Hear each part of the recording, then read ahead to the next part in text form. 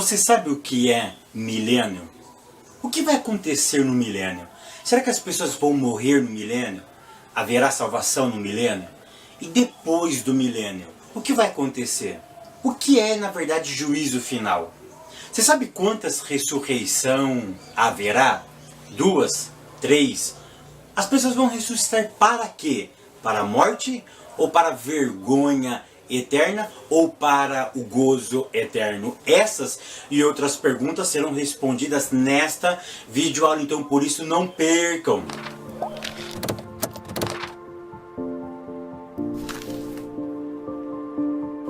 A paz, queridos, que bom estarmos aqui novamente no nosso programa semanal da Escola Bíblica Dominical para darmos sequência à nossa série de estudos bíblicos baseado no tema Assim Cremos e Assim Vivemos. Tá? E hoje chegamos na lição de número 12. E a lição de número 12 tem como título O Mundo Vindouro. E a leitura bíblica em classe se encontra no livro do Apocalipse, no capítulo de número 21, do verso 1 ao verso de número 5. Então hoje nós vamos falar sobre mais uma matéria escatológica. Como eu venho dizendo há muito tempo, a escatologia é muito ampla. E hoje nós vamos pegar uma parte da escatologia bíblica chamada mundo vindouro. E dentro do mundo vindouro nós vamos esmiuçar alguns detalhes. Então a escatologia ela é muito ampla. Dentro da escatologia tem o arrebatamento da igreja, tem a grande tribulação, tem o milênio, tem o juízo final, tem o destino dos mortos, tem o céu, tem a eternidade. Ou seja, a escatologia ela é muito ampla. E se você quiser se aprofundar na matéria escatológica, eu vou deixar um link aqui em cima do curso de teologia online. É isso mesmo, você vai poder se aprofundar em escatologia ou em qualquer outra matéria bíblica fazendo esse curso totalmente online. É isso mesmo, você vai receber totalmente todos os materiais em PDF e você vai poder estudar, você vai poder se aprofundar em qualquer lugar do Brasil. Então não perca essa oportunidade. O link apareceu aqui em cima, mas ele estará aqui embaixo também no seu vídeo. Na descrição desse vídeo haverá o link do curso de teologia online. Então hoje nós vamos estudar um pouquinho sobre o mundo vindouro. Para esta matéria existem muitas vertentes para este assunto, mas nós iremos nos deter no máximo possível, tá?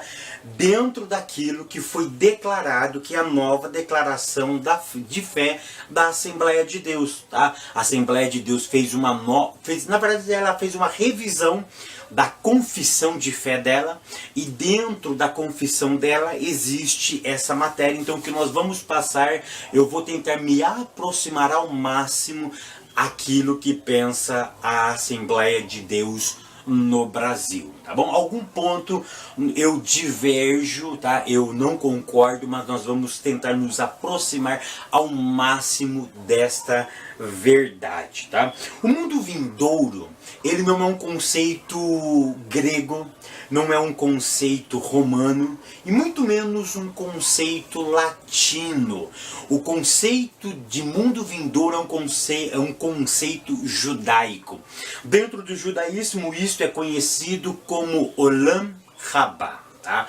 Olam Rabá é uma visão escatológica dentro da cultura judaica. Tá? Então como se chama mundo vindouro? Olam Rabá. Se você quiser se aprofundar ainda mais em hebraico, eu vou deixar um link aqui em cima ou na descrição desse vídeo, onde eu pessoalmente gravei várias videoaulas onde eu te alfabetizo dentro da língua hebraica. Aí, fazendo esse curso, você estará apto para se aprofundar, para se aprimorar dentro do idioma sagrado. Porque a Bíblia, o Velho Testamento, foi escrito quase totalmente na língua hebraica. Então não perca essa grande oportunidade. O link está aqui embaixo passou aqui em cima também, se cadastre e comece a ser alfabetizado dentro da língua hebraica ainda hoje. Então o conceito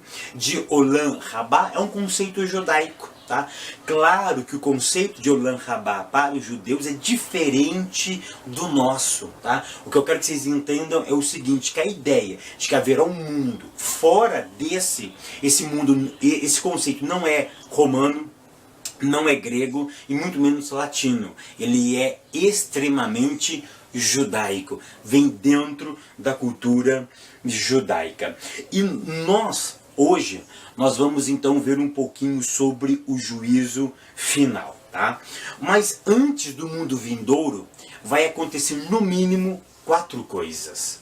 Antes do mundo vindouro, vai acontecer 4 coisas. E são dentro dessas 4 coisas que nós vamos nos deter nessa videoaula. O que vai acontecer em primeira mão? Vai acontecer o reino milenar. Tá? Nós já vimos na última aula sobre o arrebatamento da igreja, então por isso que antes do mundo vindouro, para essa videoaula, vai acontecer 4 coisas. Primeiro, reino milenar. Segundo, o juízo final. Terceira coisa, a ressurreição de todos os mortos. De todos os mortos, ok? E a quarta coisa, que é uma consequência da ressurreição de todos os mortos, será o destino final, tá? O destino final dessas pessoas. O tópico primeiro diz assim, sobre o milênio. Ponto 1, descrição. Querido, o que é o milênio? Como o próprio nome nos informa, será um reinado que durará 1000 anos, ok? Vai durar literalmente 1000 anos. Algumas coisas vai acontecer no milênio e eu elenquei aqui 9 coisas que vão acontecer no milênio. Existe muito mais, mas eu elenquei 9 coisas que vai acontecer no milênio e é isso que eu quero que você leve para a classe de vocês. Eu quero, né? É um pedido meu que eu faço que vocês levem para a classe de vocês. Eu só queria mandar um alô, porque esses dias o meu irmão foi para São Paulo, a minha cunhada foi ter neném, e uma enfermeira do IANSP, na capital, me confundiu ele comigo. Ela chegou até ele e perguntou, você tem um pastor na cidade americana? Ele falou assim, tem. Falou, nossa, eu acompanho ele. E vocês são idênticos, porque nós somos gêmeos idênticos. Eu quero mandar a paz do Senhor para a nossa irmã aí, que bondosamente nos acompanha aí toda semana, que o Eterno continue lhe abençoando. Então, voltando aqui, nós temos 9 coisas. Primeira coisa que vai acontecer no milênio, o aprisionamento de Satanás. Satanás será preso por 1000 anos. Ele vai perder a força dele. A força dele estará nesses 1000 anos ineficaz. Ela não terá nenhum efeito sobre as pessoas que viverão neste período. A segunda coisa que acontece no milênio, um novo modelo de política na Terra. Por quê? Quem é que vai reinar nessa Terra? O próprio Senhor Jesus Cristo. Então será implantado um reino de paz e de justiça social. Não é isso que nós estamos pedindo? Justiça social? No milênio isso haverá de forma completa e absoluta. Terceira coisa que vai acontecer, harmonia no reino animal. Isaías profetizou que o reino animal vai ter harmonia. Hoje, você rela numa serpente? A tese é não. Se você relar numa serpente, ela vai te picar, ela vai lhe morder e você poderá morrer com o seu veneno. Você brinca com leão? É claro que não, queridos. A tese é não brincar com leão, não brincar com onça, com tigre, com animais perigosos. Por quê? Porque eles nos atacam. Porque não existe harmonia entre nós e o reino animal. Mas no milênio haverá essa harmonia entre o reino animal e nós. A quarta coisa que vai acontecer, a longevidade humana. No período do milênio haverá possibilidade de viver de uma forma muito longa. No milênio poderá viver 100, 200, 300, 400, 500, 600, 700 anos. Tá? Uma outra coisa que vai acontecer no milênio é a existência da morte e do pecado. Preste atenção no que eu estou dizendo. No milênio haverá a existência da morte e do pecado. Uma outra coisa que vai existir no milênio, Jerusalém será a sede da política do mundo. Hoje todos os olhos olham para onde? Para os Estados Unidos, para a China, para o Japão. Tá?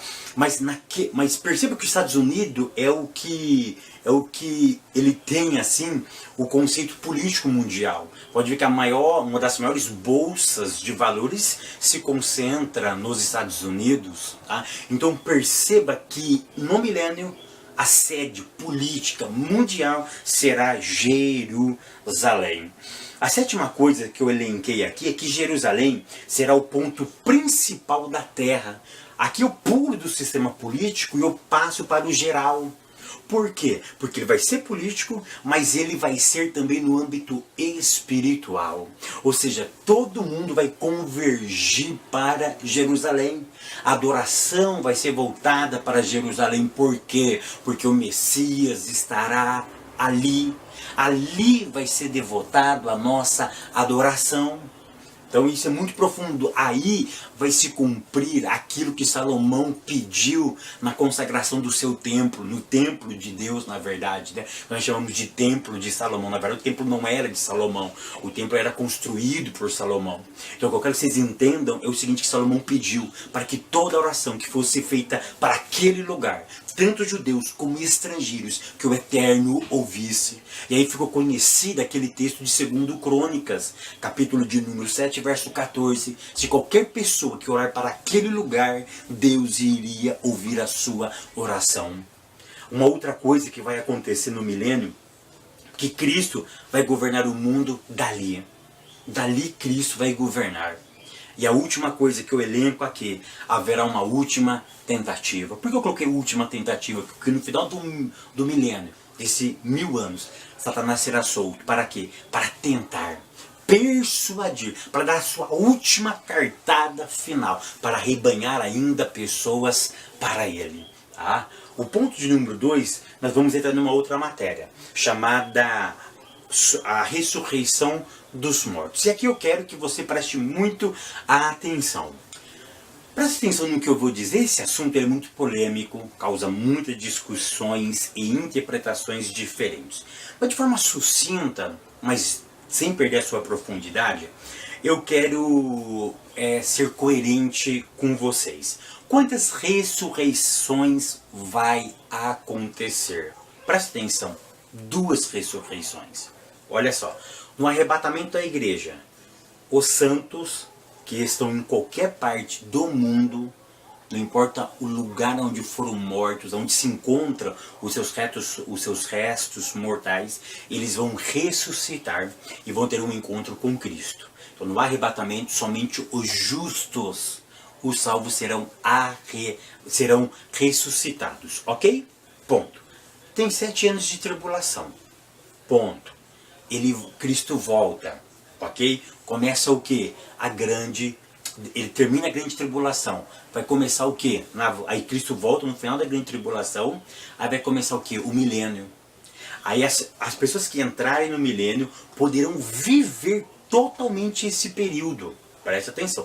Poderão, se não pecarem, viver todo esse período. Mas no milênio vai acontecer morte. E as pessoas que morrerem no milênio, elas vão ressuscitar quando? É aqui que está o segredo. Tá? É aqui que está o segredo. Aí no final do milênio vai acontecer o que? O juízo final. É aqui que vai acontecer mais uma parte da ressurreição. Eu disse que a ressurreição acontece em 2 momentos. Os justos vão ressuscitar em 2 etapas. No início do arrebatamento e no início do juízo final, ok? E os ímpios vão ressuscitar uma única vez, no início do juízo final. Ficou bem entendida essa parte? A ressurreição vai acontecer em 2 etapas. 2 etapas, os justos e os injustos. Os justos vão ressuscitar em dois períodos. No início da grande tribulação, no início do arrebatamento e no início do juízo final. Ok? Aqueles que perduraram o milênio, eles vão ressuscitar. Preste atenção, aqueles que morreram, por exemplo, durante a grande tribulação, eles vão ressuscitar no final, no início do juízo final. Ok? Tranquilo? Tá? E os ímpios, todos, desde Adão e Eva. Não estou dizendo que Adão e Eva foram salvos ou não salvos, não estou dizendo isso. Eu estou pegando eles como referência. Início do homem, desde Adão até aquele período, todos que morreram e não foram salvos, eles vão ressuscitar quando? De uma única vez. Quando? No início do juízo final. Então é isso que eu quero que vocês entendam, ok? É isso que eu quero que vocês entendam. Agora vamos para o segundo tópico, sobre o juízo final. Vou fazer uma breve descrição do que é o juízo final. Neste julgamento final será o evento que encerra a escatologia bíblica para o homem. Aqui vai ser o único evento, o último evento, que vai determinar a escatologia bíblica do homem. Aqui vai determinar o seu histórico, ou na verdade, o seu destino final. Então, o juízo final vai ser o encerramento da escatologia bíblica para a vida do homem. No meu ponto de vista, tá, coerente com as Sagradas Escrituras, tá, Apocalipse capítulo 20, verso 11 e o verso 15, o nosso autor diz que nesses versículos, no juízo final, vão ressuscitar apenas os incrédulos. Eu particularmente não acredito neste ponto, tá? Eu não acredito. No meu ponto de vista, o capítulo 20, verso 11 e verso 15 é uma descrição de todos os homens, sem exceção, ao longo da história sagrada. Eu vou explicar melhor agora no ponto 2, o julgamento. Tá? Duas coisas eu quero salientar aqui. Se nós pegarmos, e você, por gentileza, abra sua Bíblia em Apocalipse capítulo 20, verso 11, 12, 13, 14 e 15, faça a leitura. Tá? E eu quero notificar duas coisas, porque eu já me aprofundei nesse texto. Então preste atenção nesse ponto, julgamento, eu quero salientar duas coisas. João diz que ele viu os mortos. No meu ponto de vista, João ele está relatando. Por quê? Porque João aqui, ele está vendo o quê? Primeiro ele narra assim: eu vi um grande trono branco. O foco dele está no trono e em quem estava no trono. Porque ele narra com detalhes a forma que esse ser estava no trono. Ele estava assentado sobre o trono. Então perceba que o que chama a atenção dele é quem estava no trono. E aí ele descreve que ele viu os mortos. Nesse texto ele é tão profundo, por quê? Porque João está relatando que tudo ali estava morto.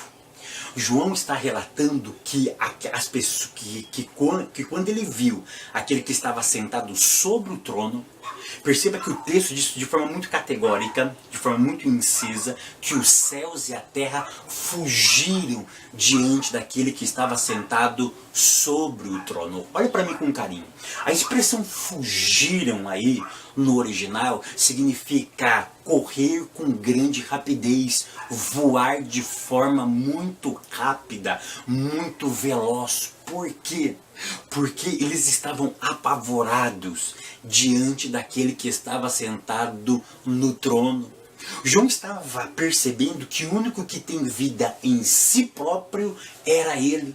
Então, na ótica de João, todos os seres que estavam ali, todas as pessoas que ele estavam vendo, eram pessoas mortas. João, na verdade, ele está dizendo para nós que a vida está somente nele. Quem é capaz de dar vida ao ser humano é ele. João está atestando o princípio de Paulo, que todos pecaram. e que destituídos estão da glória de Deus. João está testificando, se não fosse ele, nós seríamos mortos, ou nós estávamos ainda mortos. Então o que João está enfocando é o nosso estado, na verdade, fora da presença de Deus, porque ele é o que produz vida e vida com abundância. Aí o segundo ponto que eu quero salientar com vocês é que a Bíblia não erra.